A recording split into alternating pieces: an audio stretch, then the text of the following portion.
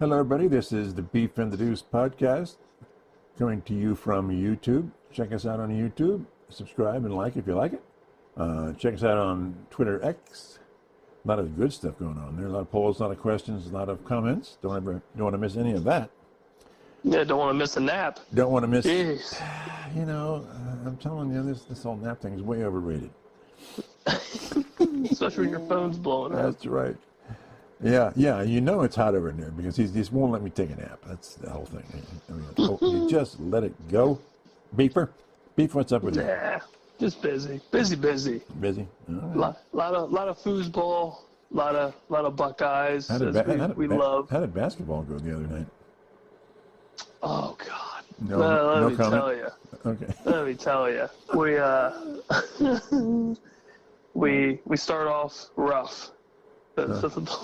Just little man started off rough, and then loved it. Yeah, absolutely loved it. Had the hang of it. Started hitting some buckets, and Really? we got some dribbling. We got some dribbling going on, which is good. How high is the basket? Oh God, like 6 feet, probably 7 feet. Okay. Like the traditional little league. Yeah. His first shot was just like behind him. Like the ball was just all the way behind him. I was like, oh God, here we go. I got a star athlete. Yeah. Second shot, buckets. All right. Second shot in, just nothing but net. Really? He looks over at it. He's like, you see this? He actually said that. You're like, well, he's pointing at the hoop. I'm like, dude, of course I'm watching it. Why would I miss it? You're the reason I'm here, by the way. Yep. Yeah. Oh, and then he wanted to keep shooting the basketball and just lost his mind when he realized that he had to go back in line to do it. No, really? Oh God, that we almost lost him. Okay. We almost lost him. That's funny. But he loves it, which is great. Yeah, so good. We got another fun-filled Thursday ahead of us for sure. Good. Now, will this league actually, or whatever, start playing games? They do like little scrimmages towards like the middle portion of the. I think it's like 8 weeks. I want to say 8 or 9 weeks, something like that. So it'll be controlled chaos, and nobody will know what they're doing. So. Well, it has to look better than little kids playing soccer. Ooh. Yeah. Right now it's just funny because all the kids shooting at the same time, and there's just balls hitting everybody in the face because they're not paying attention to anything going on. Oh, great. It's awesome. Speaking about getting hit in the face here, you have recommended the Taco Bell chicken nuggets to me. Here we go. It's on. Quality content. Yes, nothing but the best. Let's do it. So after the Buckeyes game, I ventured out in the snow, and because I had a brand new battery that cost me $280. Thank you very much. And I went to Taco Bell and got the 10-piece nuggets with the spicy ranch. Oh. And God. So I'm familiar with the Wendy's honey barbecue nuggets. I like it. I like it. Those are great. Yeah. Great. So I'm eating those and going, now, of course, it was late, not a lot of traffic, big snow and all that. So I thought, now, are they supposed to be super, super crunchy? Like almost. Yep, they're covered in like crunched up tortilla chip. They're covered in titanium. These are, I don't know. It was like, okay.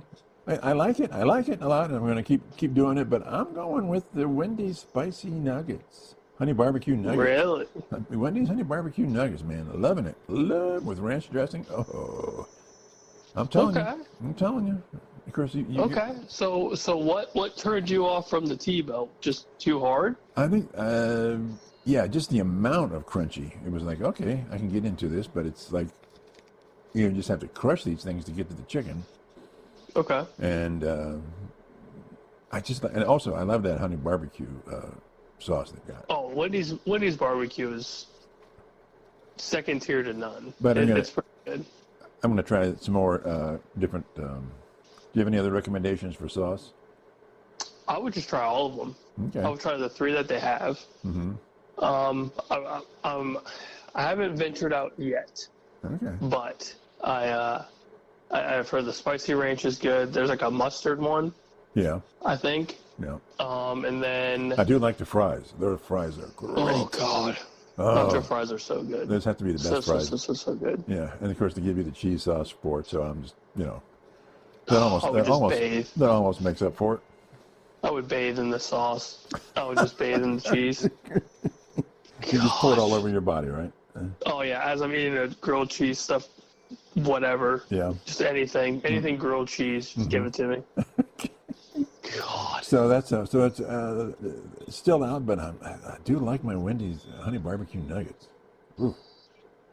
Yeah, they go way back for me. My 33 years of life. Yeah. It's like, I can't begin to explain how many nuggets I have thrown down my gullet. so okay. Between those two, then what would be your favorite? Then you going with T-bone?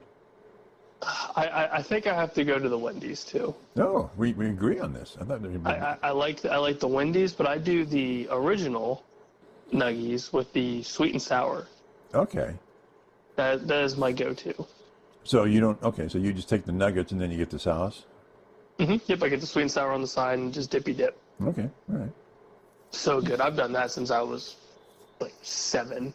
Okay. Just riding my bike in the hilltop, just going to Wendy's, getting 99 cents when they used to be 99 cents. Driving up in your car and you're 7 years old. Yeah, give me the nuggets. No, just give me my mountain bike. I'll ride all the way up and down Wilson Road to go get me some Wendy's. Okay, all right. So there we go. That's the T-Bell comments of... That's quality content. We're done. See you later. See you next time. Better luck after the championship game. That's right.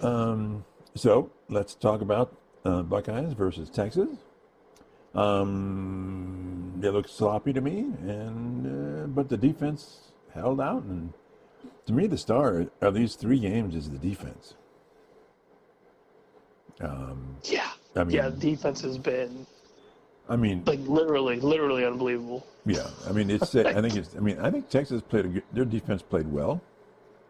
But our defense played better, basically. I think that was the game. I mean, we were very sloppy. A lot of penalties again. I'm thinking, this is a Michigan game. This is the Michigan game all over again. With more points, but still just like in the third quarter, whatever. It was just...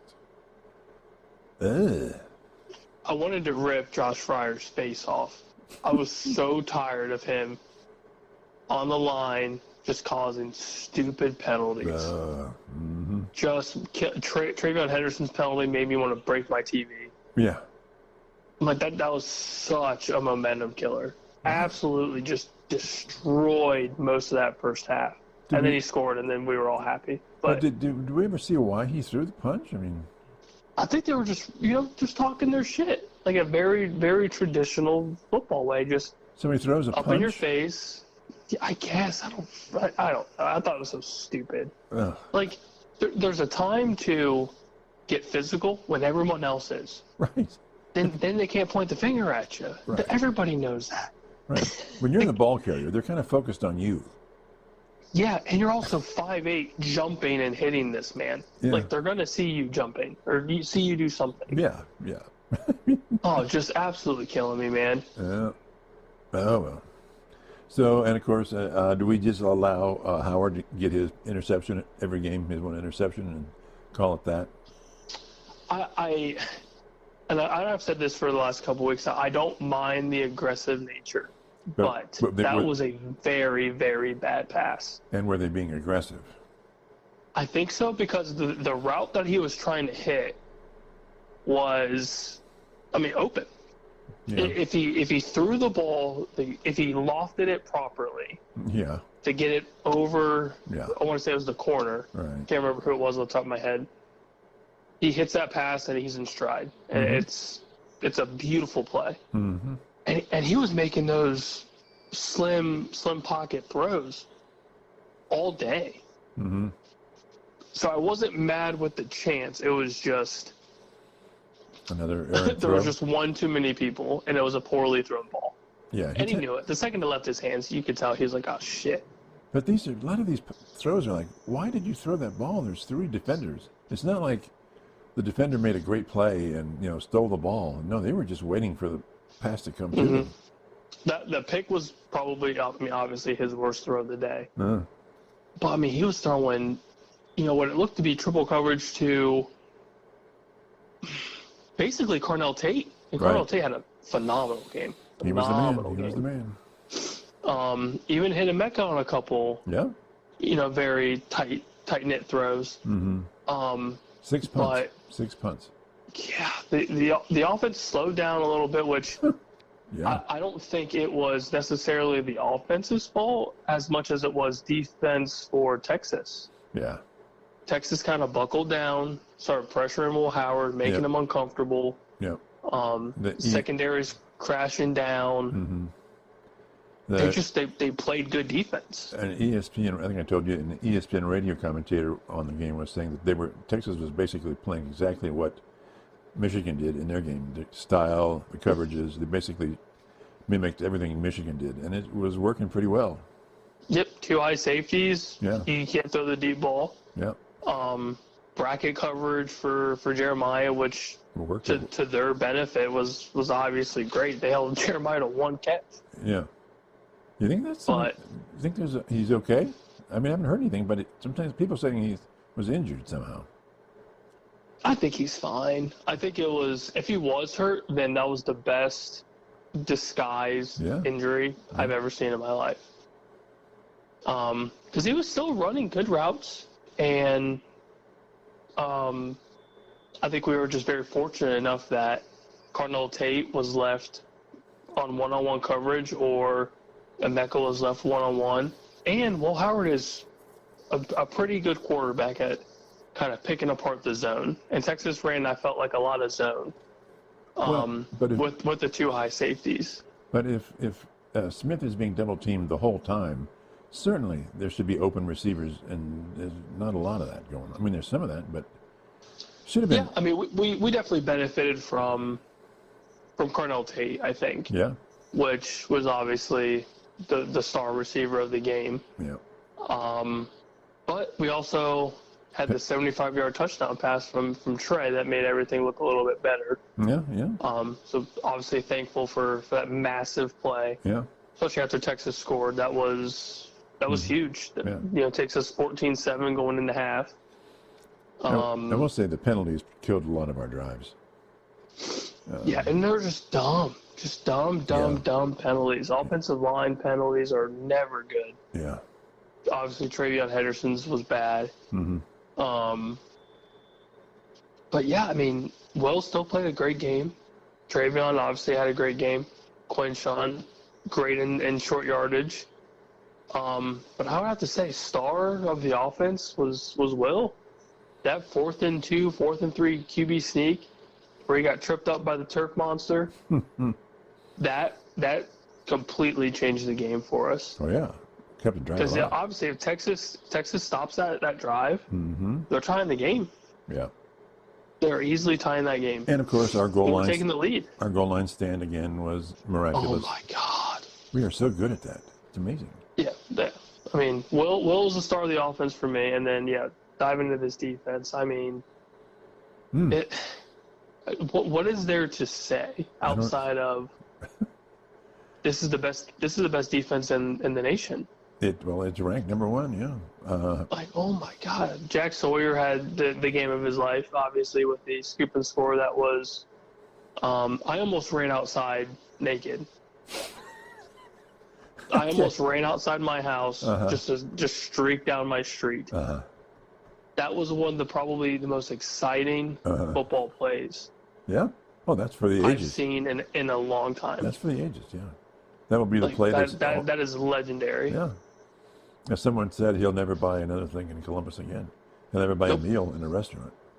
Nope, absolutely not. And if he goes to another B-dubs, he's not getting harassed about the Michigan game. I promise you.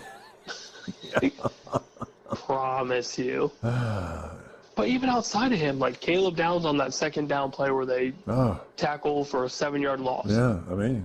You can't teach that. You can't teach that anticipation, reading that offense. Yeah. And just going north-south, boom. Yeah. Hitting him in the backfield as quick as that. Like, that's insane. Yep.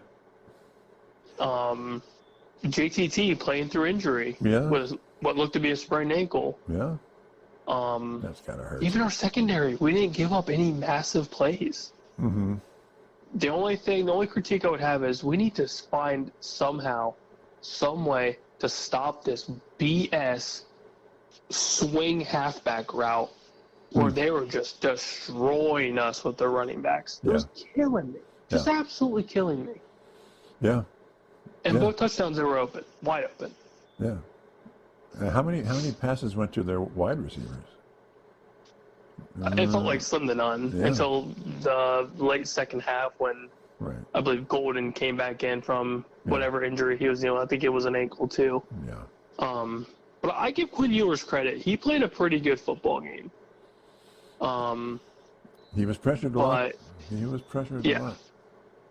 He was getting eaten alive. And the thing was, most of the time we were only rushing 4. Yeah, well, the coverage sacks. He doesn't know where to throw the ball. So I thought our front four did really well. Obviously, everybody else played well. Mm-hmm. But yeah, again, couple bad penalties on the defensive side, some holding, some PIs, but yeah, that red zone stand was again another drive for the ages. I mean, 1 yard line, first and goal. Yeah. We shut him down first down, -7 for second down, and then scoop and score for the win. Yep. And then Caleb Downs has his pick at the end. But I mean, my heart rate was probably at bare minimum 150 for that entire fourth quarter. Yeah. But weren't you almost dejected in the third quarter? Like, what is going on here? Yeah, and I think you could say that for the majority of the fans watching that game. It was like, wait, what the hell is going on? Yeah. Like, everything just kind of stopped. Now, granted, the defenses were playing great. Yes. And for a game of that magnitude, of those programs, like, I think that's expected. Yeah. Yeah. But, I was like, oh, my God, this game could literally go either way. Yeah. Another commentator said these types of games with these teams, it's 1 or 2 plays that turn the game. And that's it. Travion Henderson's was a massive play. And then the scoop and then Jack Sawyer's. We don't have those plays, we lose the game.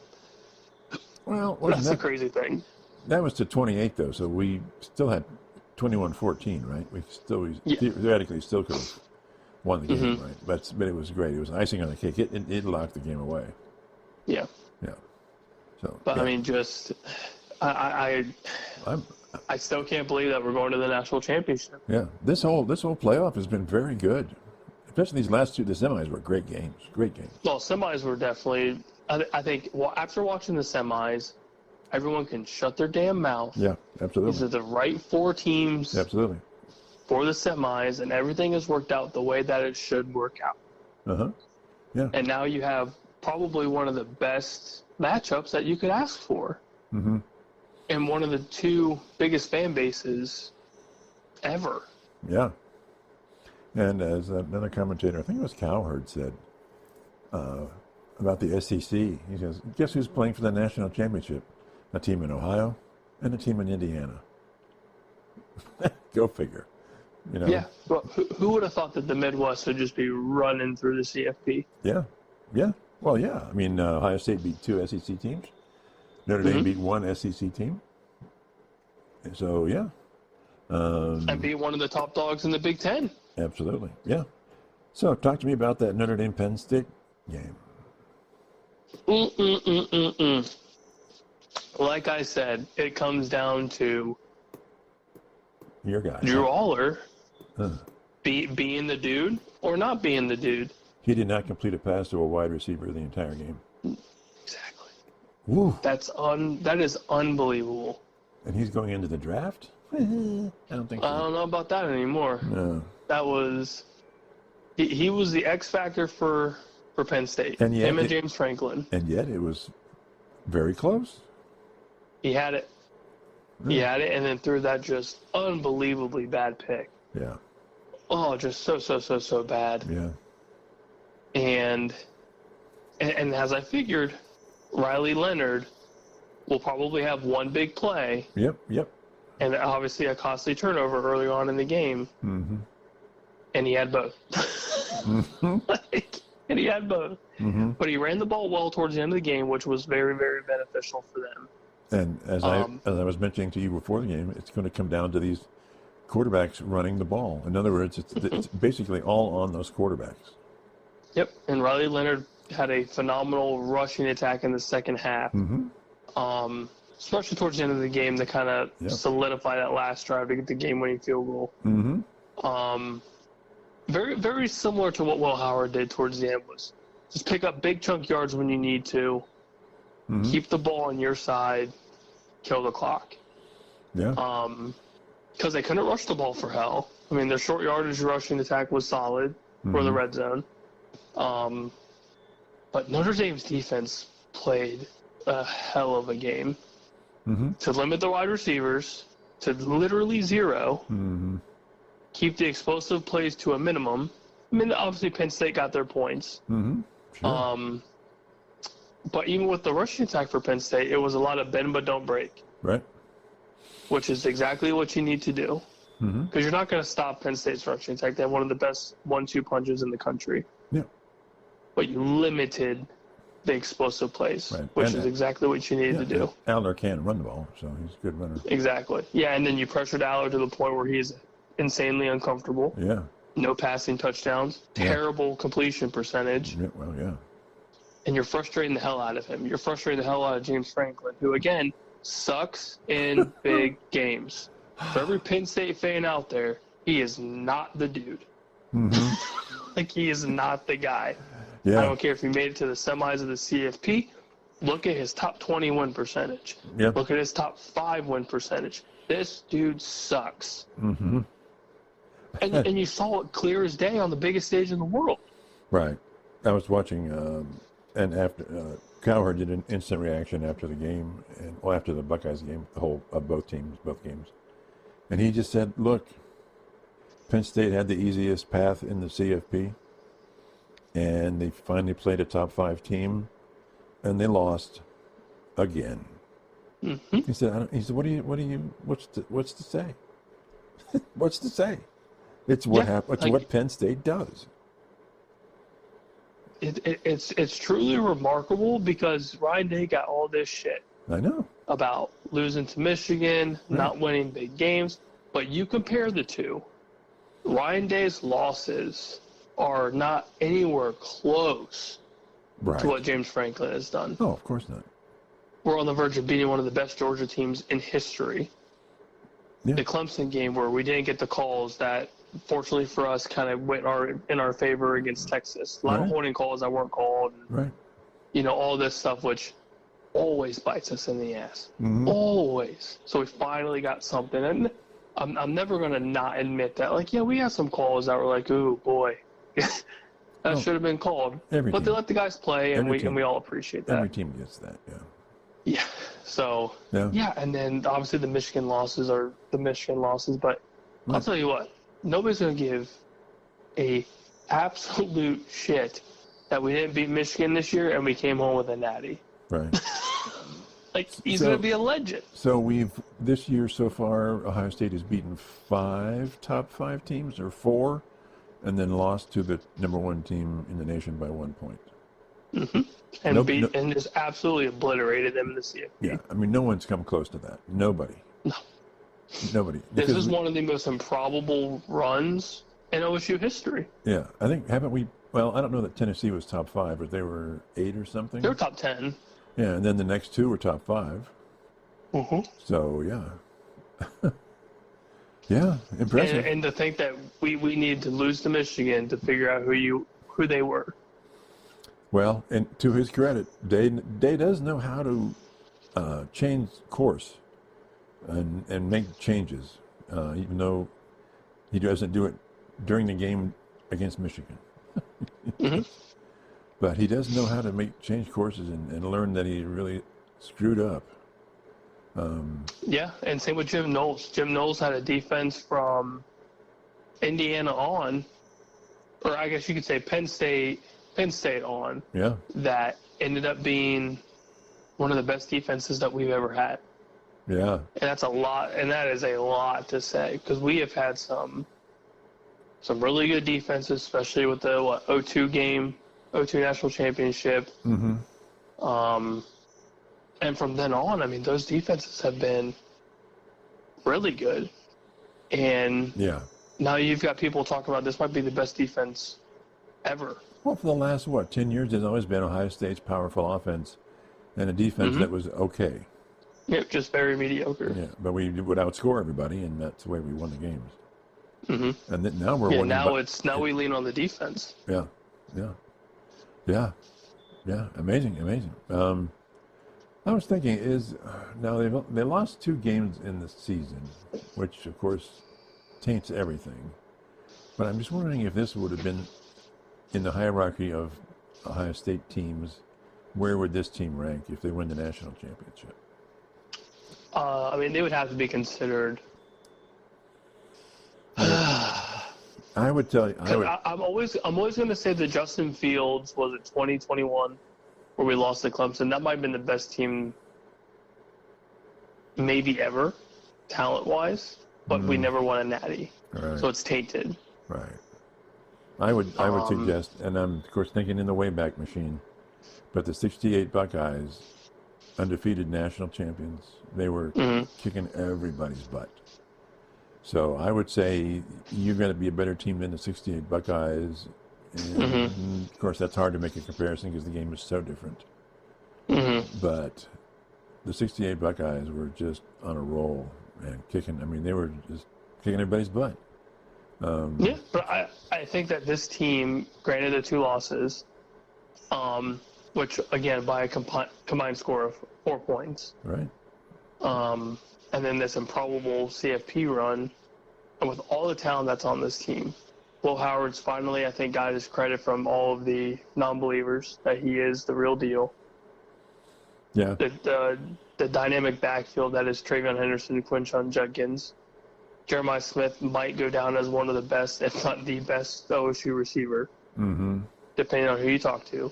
Mecca Buka, Cardinal Tate, the offensive line with the 50,000 revamps to find an offensive line that works. Yeah. And then this defense. This defense is unbelievable. Yeah, the defense is, to me, the defense is the key to all that. Because they've had, I mean, it truly is an amazing offense talent-wise. But it's not unusual for Ohio State to have an incredibly talented offense. I mean, we just look at the stats and look at the years. But the defense, the fact that they'll just stop you is kind of, I'm trying to remember the last Buckeye team that was just so dominant defensively. I think it's been a while. Yeah. Because we were fortunate in 2014 to have an insane rushing attack due to Ezekiel Elliott. Yeah. Yeah. And 12 gauge, Cardell Jones, just having a field day. Yeah, one of the strongest football arms that we've ever seen. Yeah. Yeah. So and Devin Smith being one of the best deep ball threats that we've ever had. Yep.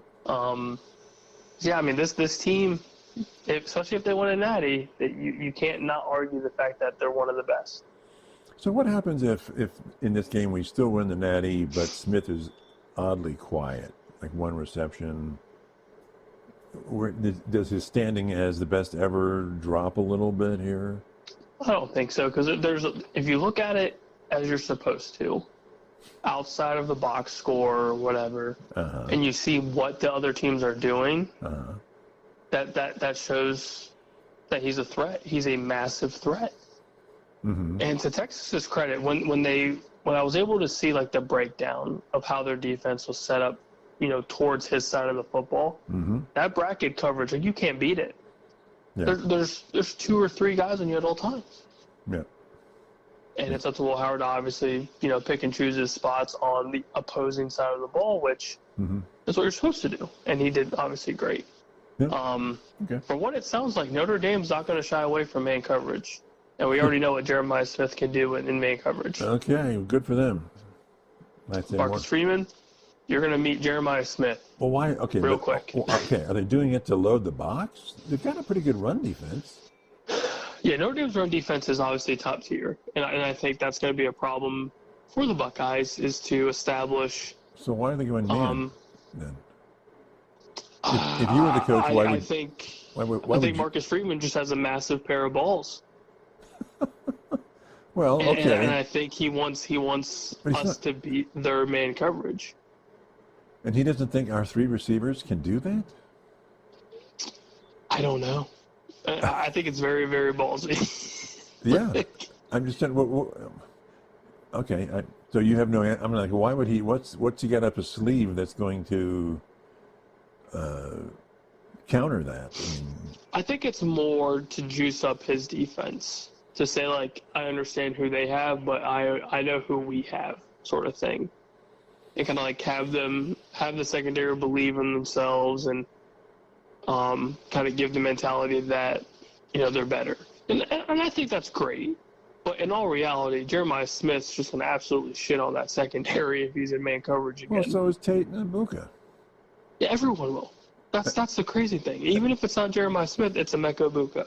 It's Cardinal Tate. Yeah. It's whoever you put on the outside, they're going to beat man coverage. And our tight ends looked pretty good, right? Last game. Yeah. G. Scott looked great. The old boy from OU that we got in the portal. Yeah. Yeah, I mean, Will Smith involved everybody, which I thought was also very interesting. Mm-hmm. That he was hitting the checkdowns. Checkdowns to the tight ends, checkdowns to anybody that wasn't downfield, which was great because he's taking what the defense is giving him, which is exactly what you're supposed to do. Yeah. He's not scared of the magnitude of this game. He doesn't shy away from the QB pressure. He sat in the pocket and looked comfortable. Yeah. Outside of his one hiccup, I mean, he came right back out and did his thing. Yeah. I mean, he looked very, very good. The whole offense did. Obviously, the defense is A+ grade, but yeah, I just I can't believe it. It's still truly it's insane that this is how the season has almost ended. Is being embarrassed by a Michigan team that shouldn't even been in the same stadium, and now we're playing on the biggest stage in Atlanta. Okay, but Michigan did pretty good in their bowl game. Go Big Ten. Yeah, go Big Ten. Go Illinois. Big Ten. Go Illinois. So, I mentioned this margin of victory, and that maybe it means something, maybe it doesn't. Margin of victory in the 3 games for the Buckeyes has been 59 points. Pretty amazing. But it's been 25-20-14. Notre Dame is 26 points, 10-13-3. Does that indicate anything to you, or just that the Buckeyes have a huge offense? I think the offense just plays a massive factor. And especially with the Tennessee blowout, that obviously skews it. Yeah, well, 20-plus point win to Oregon is obviously massive. Yeah. But I think it just shows that we can win many different games. Yeah, beating we Texas. We can win via blowout. We can win via defense controlling the whole game. Yeah, I don't think beating Texas by 14 points is anything to sneeze at. No, anytime you cover the spread, that's a win. Mm-hmm. That's a win. And the spread was 6, I believe. Yeah, basically. And they more than doubled that. Yeah. So I would say that's pretty impressive. So the spread started out for Buckeyes Notre Dame at about 9.5. Now today it's listed at 8.5. Do you think it's going to shrink more, or about that? No, I think it's just Vegas being Vegas. You had a bunch of people betting money, probably buying into the Notre Dame covering the spread. Because 10 points is, again, massive for a national championship. Mm-hmm. Now, do I think OSU covers 10? Absolutely. 100% I think they do. Yeah.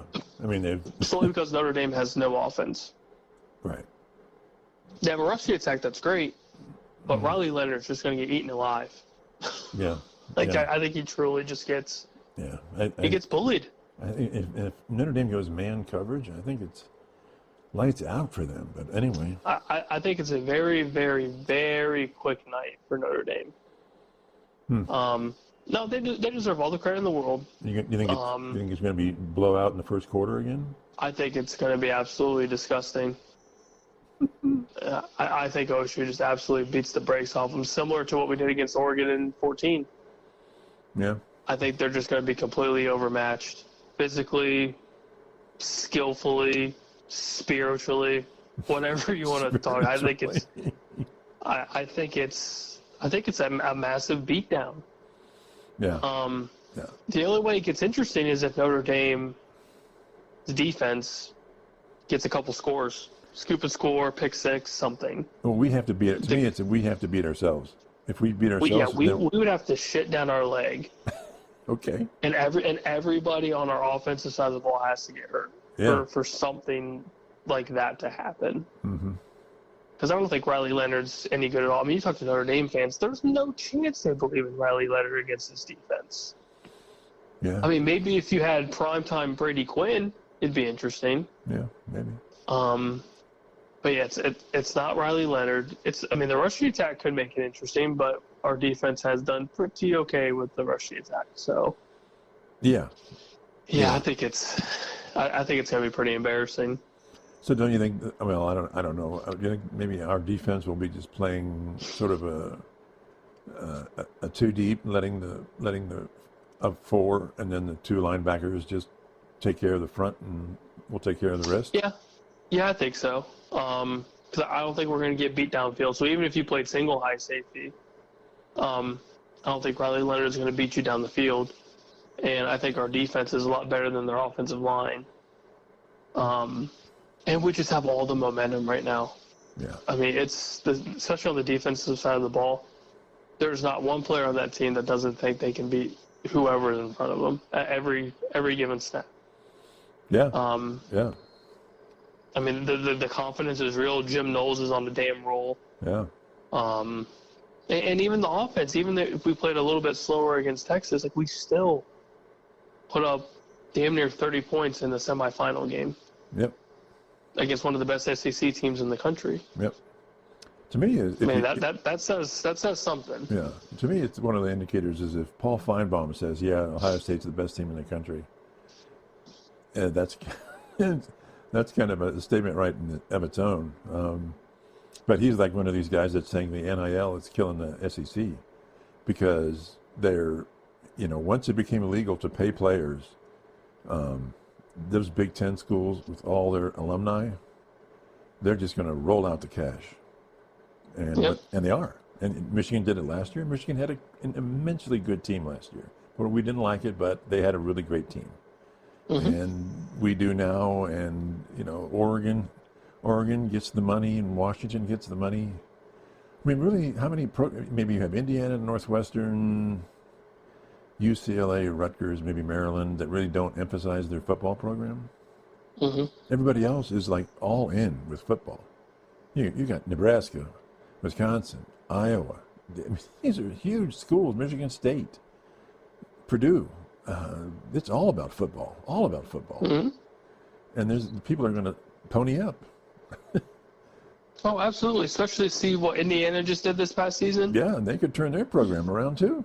Oh, God, yeah. All it takes is one good season for your alumni base to be like, we might have a damn shot. Yeah.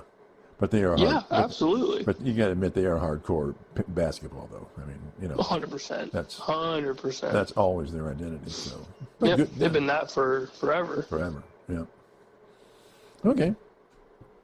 Anything else on this front before we change course? Yeah, we'll dive into the actual Natty Championship game probably Thursday or the Sunday before. We'll have our points spreads, point predictions. Robert and Bob have given me theirs, but we'll probably go with it on Thursday. Perfect. Closer. Because who knows who's injured or not. So, looking at these playoff games, boy, are they boring for the NFL. It seems like the best team is clearly winning. Bills just thrashed the Broncos. Ravens took the Steelers to the woodshed. Texans handled the Chargers. Eagles did a good job on the Packers. Of course, are we still 10-10 on this game here with Commanders and 13-10. Tampa's driving down the field. Okay, and so Washington. They're within the 10-yard line now. So Washington's up 13. So that's kind of boring. So what do you make of all this? The Texans shocked the hell out of me. Yes, yeah. You really shanked that hit. off the tee. Yeah. And I think a lot of people kind of took the Texans for granted because they ended the season so poorly. Yeah.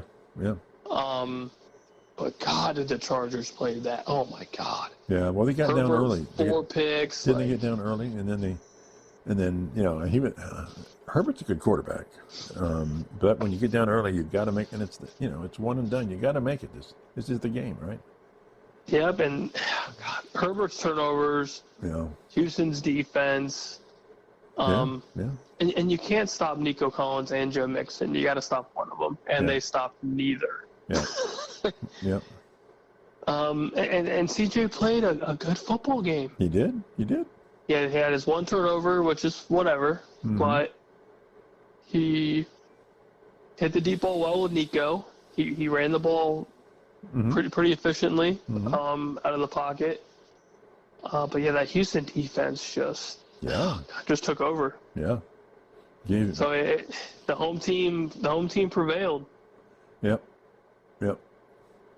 I do have to give Khaki Boy credit though. Khaki Pants. Harbaugh for the Chargers. That's a turnaround. That's a big turnaround for that team, right? That's year 1 too. Yeah. That's crazy. It's like, okay, he just completely changed the culture of that team. Yep, and he has a decent draft to look forward to, depending on where they're going to try to hit. So. And they got rid of all their star players, didn't they, except for Herbert? Yep. Do you think that Zeke will be back next year for them? I don't think it would hurt them, but God, I don't know if he's going to sign a vet deal in LA because he's not going to make any money off of that. But if he's smart and wants to continue to play and say they give him an opportunity, I don't think it'd be bad to have a running back of his stature, of his tenure in the NFL, just to be there. Yeah, with Dobbins, yeah. Especially if they keep J.K., which they absolutely should. Yeah. I don't think it would be. I wouldn't be mad, to say the least. Yeah, I think it's good for Zeke and the team. And he's playing in Southern California. Come on. Yeah, who's mad about that? Yeah, really. So let's see. Any other thoughts other than? Now, are we saying that the best quarterback won the game? Clearly, Allen is a better quarterback than Nix, right? I mean, Nix is a rookie. Again, there's a rookie quarterback losing their initial game. Well, do we even talk about the Ravens? I mean, the Steelers just stunk up the place. They just looked bad. Even the Steelers diehards, I was listening to some of their radio, and they're just like, we just got our butt kicked bad, and something's got to change. They're like, as much as they like their coach, they're like, come on now, come on. And Tomlin got beat to a pulp. That defense got absolutely destroyed. Yeah, offense had really no answers. No, second half they had a little bit. Had a little bit going juice-wise, but it was kind of over, right? It was just over. Yeah. So I think Lamar's proven to everyone that he's obviously MVP caliber again. Yep. Derrick Henry is truly unstoppable. Yeah, he was just a beast. And they don't need their top receiver to beat anybody. Yeah. That's the scary thing. Yeah. And Lamar doesn't have to throw 30 times for 275 and 4 scores. He can be very average stat-wise. Run the ball somewhat efficiently and just give it to this absolute freight train in Derrick Henry. Like, nobody's stopping that man. So who are you saying now? You still going with him over Allen for MVP? I think so. I think they're going to refuse to give it to him. Why? But I don't know how much they love, as the NFL, I don't know how much they love giving it to somebody back-to-back. Now, I know they did with Aaron Rodgers. Aaron Rodgers has 4 total. But I think everyone loves Josh Allen more. It sounds stupid as a reason, but I think a lot of the hype has been around Josh Allen and the Bills because the Ravens had the hype and then lost it, and they kind of gained some of it back towards the end of the season. Yeah. I mean, stat-wise, it's definitely Lamar.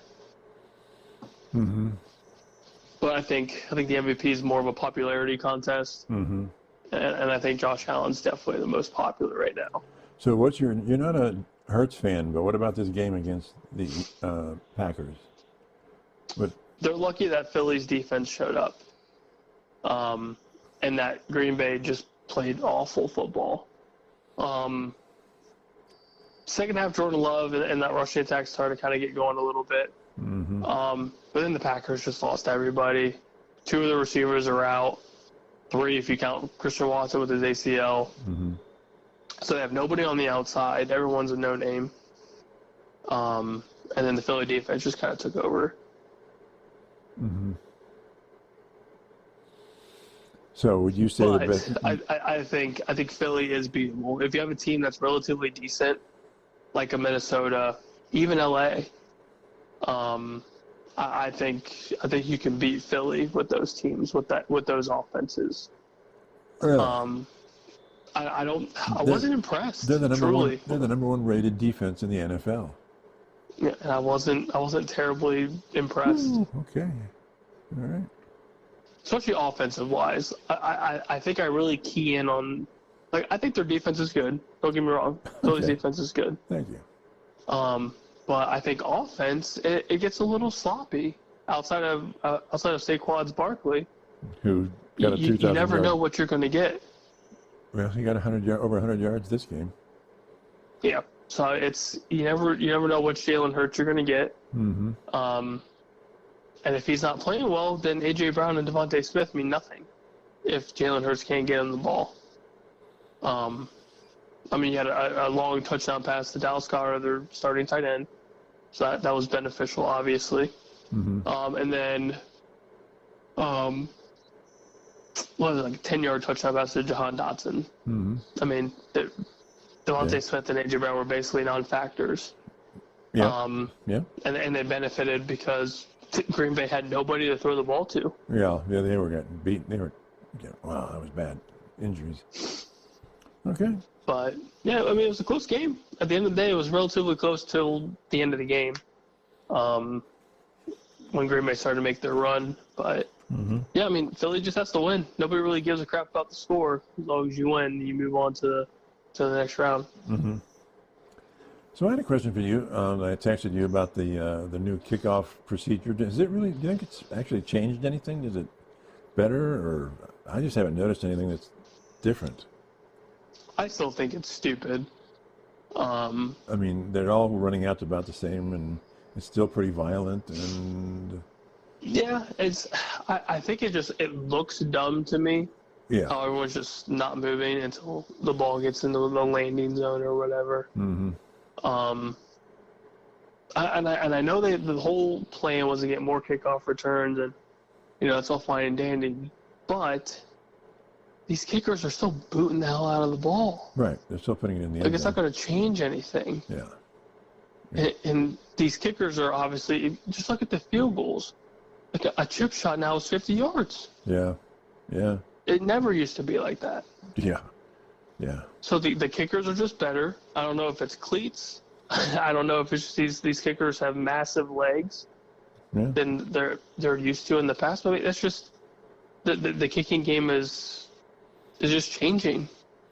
Yeah. So I don't think you can really stop it. I think it's just how it is. Mm-hmm. And then again, I also know the whole kicking change was to limit massive injuries and all that stuff. And like, I understand the reasonings, and they're all fine. Mm-hmm. It just looks dumb, and I don't really see much of a change. Right. Okay. Just thought I'd have your opinion on that, because I kind of agree with it. I'm like, okay. Yeah. Anyway. So, any other thoughts before we head off into the week and wait for Thursday night? Let's just hope Bake can pull this off. It's getting a little interesting. 17-13. Mm-hmm. Washington's driving down the field. And I think after this round, I think the playoffs get real interesting. I think the matchups are going to be really solid. Yeah. Really, really, really solid. So we don't have any matchups yet because we're not even in the AFC. Don't we have because the AFC's done, right? As far as their play. We got the Bills, the Ravens, the Texans, and the Chiefs. Let's see what we're looking at here. So, yep, Texans, Chiefs. Still obviously waiting for the Lions. Yep, Ravens, Bills in Buffalo, which will be pretty insane. I think Texans, Chiefs will be interesting, truly. Really? If CJ Stroud can play decent football, Yeah. and that Houston defense can get to Patrick Mahomes somehow and make him somewhat mediocre and keep that game close, who's to say that the Texans can't pull off another upset? In a I know it's an Arrowhead. In a windy, a very windy, frozen stadium. Good luck. Yeah, but I would love it. Give me the chaos. I love me some chaos. Yeah. Oh yeah, that'd be great. So who are you rooting for in the Bills Ravens then? God, that's so tough. I think initially, I like Buffalo. Now, who do you want to win? Who's your I would like to see Buffalo and obviously Detroit in the Super Bowl. So I'm gonna stick with Buffalo, but I would love a high scoring close game. Okay. That would be so ideal. Mm-hmm. You think it's going to be high scoring? They've got it at 51.5 right now. Okay, well that's pretty high for pretty high for a second rounder. So yeah. Okay. I think it'll be interesting, especially in Buffalo. It's gonna be cold. It's gonna be just perfect football weather. Yeah. Well, but if any team can handle it, it's Baltimore. So. Yes. Yeah, and Lamar's playing good football, and Buffalo's gonna have to find a way to stop Derrick Henry. So. Yeah. And who runs? And Baltimore has to stop. Baltimore has to stop Josh Allen. So it gets wild. Yeah. Frozen field. Derrick Henry, he could just feast on that team. He could just kill it. Oh well. Okay. Well, we'll talk to everybody on Thursday. Bye.